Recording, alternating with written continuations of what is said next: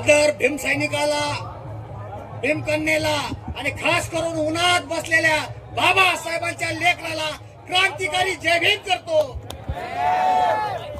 कारण की उन्हात बसले हे खरे पॅंथर आहेत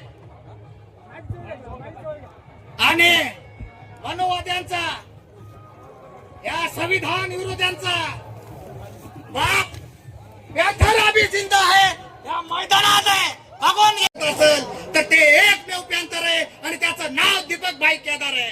या महाराष्ट्रामध्ये एकटाच वाघ आहे जे कुणालाही 3 टाइम बोलतोय, सकाळ दुपार संध्याकाळ. कसं?